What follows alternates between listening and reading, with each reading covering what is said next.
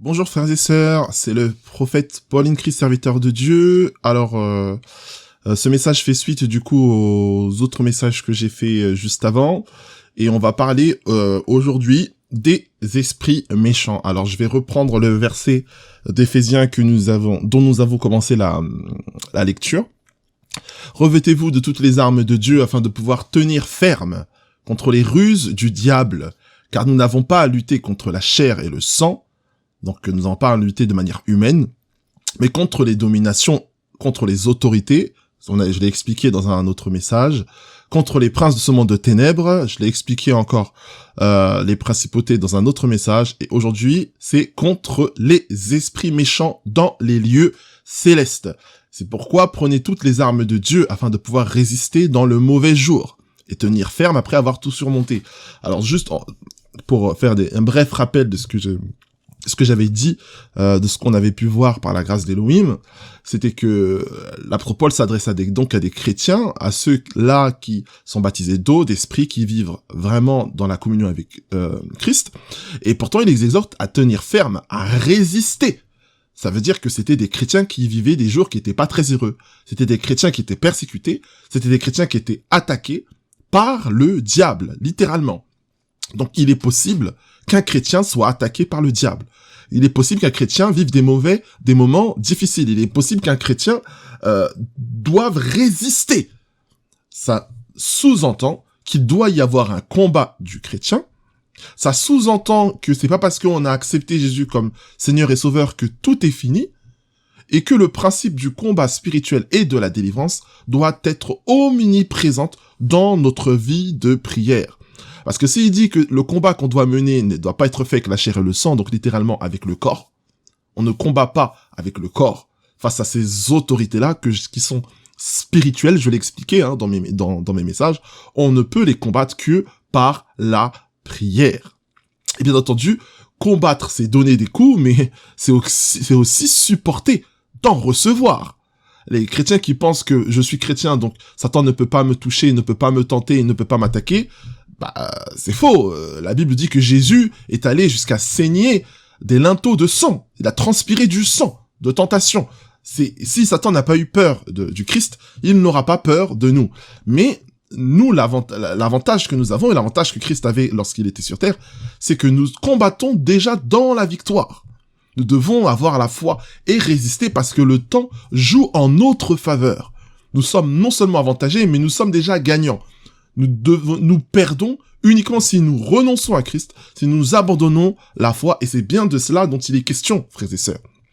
Lorsque Satan attaque votre santé, son objectif, ce n'est pas votre santé. Son objectif, c'est votre foi. Lorsqu'il attaque vos enfants, son objectif, c'est pas vos enfants. Son objectif, c'est votre foi. Lorsqu'il attaque le pays, etc., son objectif, c'est pas d'attaquer le pays. Son objectif, c'est d'attaquer votre foi. Et son but, c'est d'éteindre la foi en Christ. Et c'est de ça que l'apôtre Paul nous dit de résister, de tenir ferme.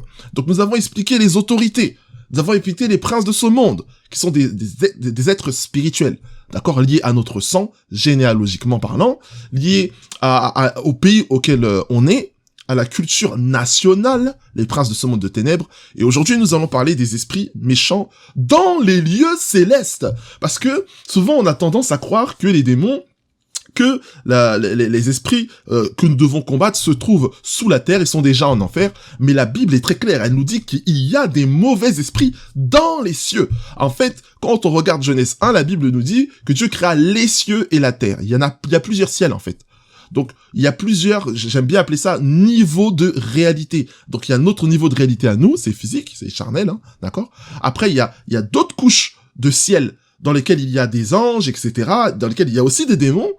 Et plus on monte dans les couches, et plus l'autorité des anges sont saints, donc plus l'autorité des démons sont méchants. Et en fait, le ciel le plus élevé, c'est celui dans lequel il y a la demeure de Dieu. Et là où il y a la demeure de Dieu, il n'y a pas le diable. D'accord? Mais c'est pas parce que dans la demeure de Dieu, il n'y a pas de diable que dans un ciel un peu moins élevé, il ne peut pas y avoir des présences du diable. Ok, donc je m'explique. La Bible nous dit que le diable se déguise en ange de lumière. L'ennemi, les démons ne vont pas arriver vers vous avec des cornes, ils ne vont pas arriver vers vous avec des langues de feu, des serpents. Non, mais c'est faux. C'est faux. Quand l'ennemi vient vers vous, ce n'est pas avec des déguisements, des cornes, une capuche noire, des vampires, etc. Ça, c'est ce qu'on fait, c'est de la science-fiction. Bien aimé. Là, on parle des esprits méchants dans les lieux célestes. Ça veut dire que si vous avez affaire à ces esprits-là, ce sont des esprits qui sont identiques aux anges, dans leur clarté et dans leur lumière. C'est des êtres qui sont lumineux. Donc, plus on augmente dans le degré de Dieu, c'est-à-dire plus on augmente en sainteté, la Bible nous dit qu'au plus proche de Dieu, il y a les séraphins, il y a les chérubins qui sont extrêmement saints. La Bible nous dit qu'il y a même des anges sur le trône de Dieu. Je dirais même que le trône de Dieu est un ange. La Bible dit que l'esprit, ça c'est dans Ézéchiel, j'ai pas mis le passage pour ne pas rallonger la vidéo, mais l'esprit de Dieu est dans le trône. Ça veut dire que plus on est proche de Dieu, plus les êtres qui exercent leur ministère proche de Dieu sont saints. Et ben c'est la même chose dans le monde des ténèbres, puisque Satan ne fait que singer les principes de Dieu. Plus vous êtes proche de Satan, plus vous vous approchez de ce qu'est du coup l'ennemi, et ben plus le degré de méchanceté augmente. Mais d'abord, faut définir ce qu'est la méchanceté. Là, on parle pas de la méchanceté, en gros, des gens qui sont méchants, qui sont impolis, ou des personnes qui sont... Non, c'est pas ça la méchanceté, ou du moins pas ça selon les critères de Dieu. La Bible nous dit dans Romains 1 que Dieu s'élève contre toute impiété de ceux qui veulent injustement retenir la vérité captive. La vérité, la connaissant, ils veulent la cacher. Donc c'est ça la méchanceté. Dans le critère biblique, dans un critère biblique, le méchanceté, c'est de connaître la vérité. Qu'est-ce que la vérité? C'est Jésus. La vérité, c'est Dieu. Et c'est de la cacher. C'est de cacher la vérité. En gros, c'est des êtres qui vont te dire, bah, tu peux vivre sans Dieu. T'as pas besoin de Dieu dans ta vie. T'as pas besoin des commandements de Dieu pour être saint, pour être propre. Tu peux avoir une morale, la morale universelle, l'humanisme. Tu peux être bon sans Dieu. C'est ça la méchanceté, selon les critères bibliques. Et là, vous allez comprendre que les esprits méchants dont je parle, ce sont pas des tueurs en série, bien aimés. Les tueurs en série, en fait, c'est des gens qui sont possédés par des démons, dont l'objectif, c'est d'atteindre et d'attaquer la foi en Jésus-Christ. Je m'explique. La Bible dit que Dieu ne veut pas la mort du pécheur, d'accord ? Dieu veut que les âmes, les êtres humains, viennent à Christ, qu'ils aient la foi, qu'ils se repentent et qu'ils viennent à Dieu. Mais imaginez une personne qui a été violée, ou qui a perdu quelqu'un dans sa famille, qui a eu une vie pourrie, meurtrie par des souffrances abominables. Bah, ça va être très difficile pour elle de concevoir qu'il y a un Dieu. Très difficile pour elle d'avancer vers la lumière. Parce que, en fait, les souffrances qu'elle aura vécues vont obscurcir la lumière. Et en fait, vous devez savoir que l'ennemi, lorsqu'il fait des choses horribles, c'est pas dans l'objectif de faire des choses horribles. Son objectif à lui, c'est d'éteindre la lumière, parce qu'il sait que des gens qui ont des traumatismes, des enfants qui ont vécu sans père, sans mère, ou quand il y a des divorces, quand il y a des séparations, quand il y a des avortements, quand il y a des meurtres, etc. Il sait que en faisant ça, il a un objectif pensé et précis. Donc un esprit méchant, c'est un esprit qui veut cacher la lumière. C'est un esprit qui veut faire comprendre au monde qu'on peut vivre sans Dieu. Et vous allez comprendre alors que ce qui va enfanter cette pensée, c'est l'antichrist. L'antichrist n'est pas bien-aimé. Il n'est pas irreligieux. C'est-à-dire ces esprits méchants-là, quand ils possèdent quelqu'un, il va pas posséder un tueur en série. D'accord ? Un tueur en série va être possédé par un esprit de domination, un esprit humain, un esprit vampire, un esprit... C'est des petits, frère.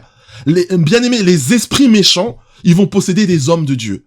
C'est des esprits qui vont posséder des serviteurs de Dieu, des pasteurs, des hommes politiques, des hommes influents. Et leur objectif de ces esprits, c'est d'éteindre. Donc, ils vont prendre un serviteur de Dieu, ils vont en faire un faux serviteur de Dieu. Ils vont l'amener à la pudicité, à des trucs horribles. Pourquoi ? Pour blasphémer le nom de Dieu et qu'on se dise, ah frère, mais comment un serviteur de Dieu, il tombe comme ça ? Alors quelle est l'espérance pour moi ? Quelle est l'espérance pour moi ? Aujourd'hui, il y a plein de personnes, plein d'êtres humains, vous leur présentez Jésus, Ils sont tellement outrés par la pédophilie des prêtres, outrés par le fait que les pasteurs soient voleurs et volages, ils sont outrés par tous les péchés, tous les scandales qu'il y a à l'église, qu'ils ne veulent pas venir vers Dieu. Mais ils ne savent pas que ces pensées, c'est l'ennemi qui agit de cette manière. L'apôtre Paul parle de faux frères, il fait tout pour éteindre la foi, le vrai combat que tu dois mener, la vraie chose pour laquelle tu ne dois jamais abandonner, pour laquelle tu dois tenir ferme, c'est ta foi en Jésus-Christ. Bien aimé, tu ne dois pas regarder comment le pasteur marche, comment les frères marchent, comment la sœur fonctionne.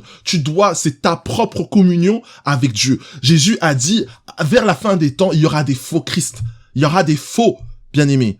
Et ça, c'est les esprits d'antichrist, ce sont les esprits méchants. À la fin des temps, bien-aimés, l'Esprit ne sera pas irreligieux, il va dire fais ta religion, fais comme tu fais, mais ce qui compte en vrai, ce qui compte, c'est pas ta religion. Ce qui compte, c'est que tu sois une bonne personne.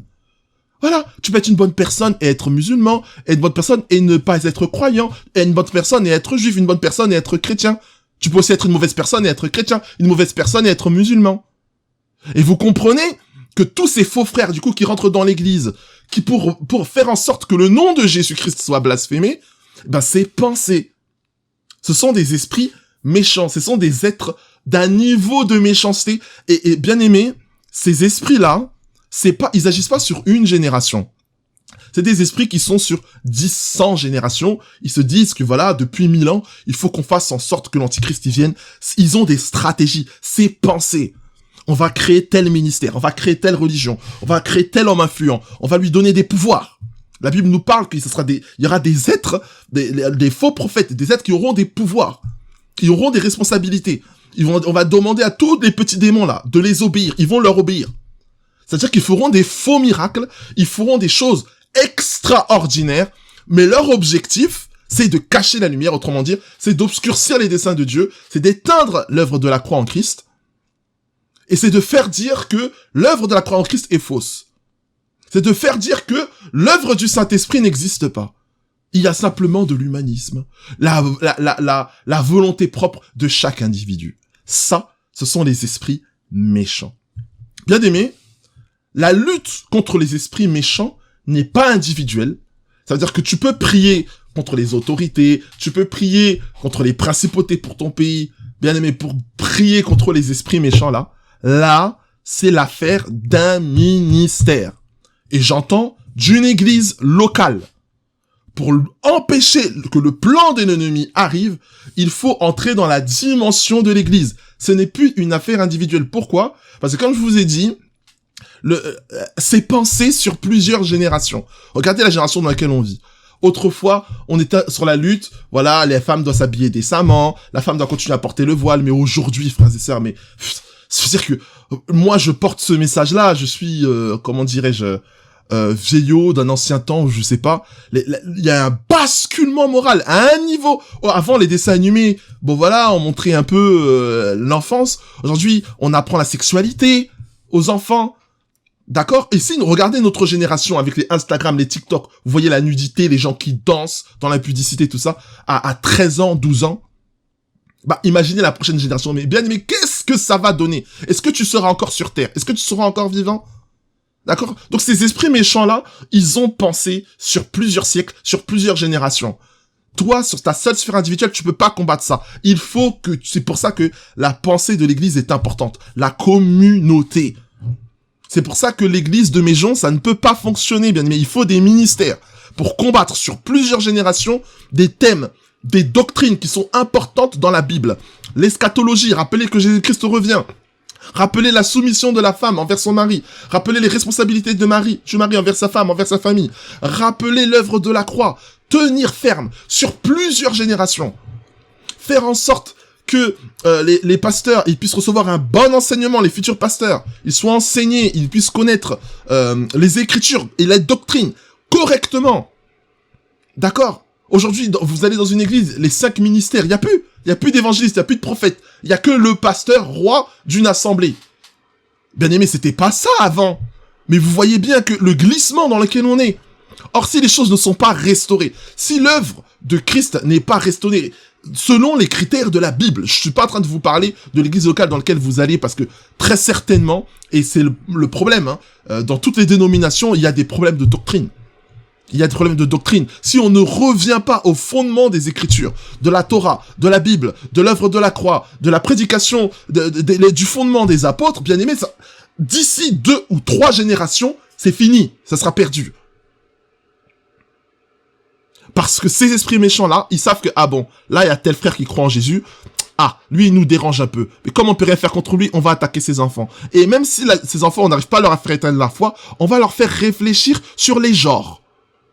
On va leur faire en sorte que ça soit tolérant, que sur la sexualité des genres, ils soient plus tolérants que leur père. Et vous comprenez vers là où on va demain. Donc là, c'est une question très importante qui nous est posée. Nous devons rester fidèles aux Écritures. L'apôtre Paul a parlé du voile, il a parlé de la soumission de la femme, l'apôtre Paul a parlé de l'autorité du mari dans sa famille et de ses responsabilités, l'apôtre Paul a parlé de l'ordre dans l'église, l'apôtre Paul a parlé des 5 ministères, l'apôtre Paul a parlé. Aujourd'hui, nous ne sommes plus dans les Écritures, nous ne sommes plus dans une organisation des Écritures, tout le monde fait à sa sauce, et il y a un glissement moral du monde, et il y aura un glissement moral de l'église. C'est ce qui va arriver demain. Je vous le dis. Et ça va être quoi la réponse? Bah, la colère de Dieu va augmenter, le péché va augmenter, donc il y aura des guerres. Forcément, quand le péché augmente, il y a la catastrophe qui arrive. Quand le péché augmente, il y a les guerres qui arrivent. Quand le péché augmente, il y a les désastres qui arrivent.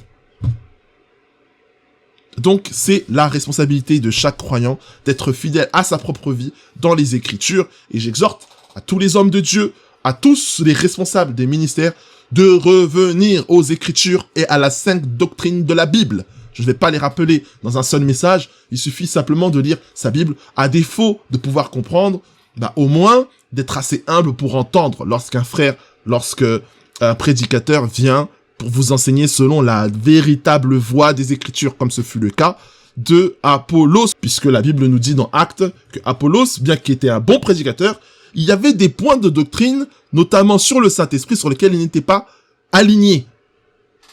Le baptême des eaux, le baptême de l'esprit, l'imposition des mains, l'ordre dans l'église, familial, homme, femme, enfant, d'accord? La modestie dans les vêtements, la modestie dans tout. Voilà. En tout cas, soyez bénis et que la grâce de Dieu soit avec nous. Amen.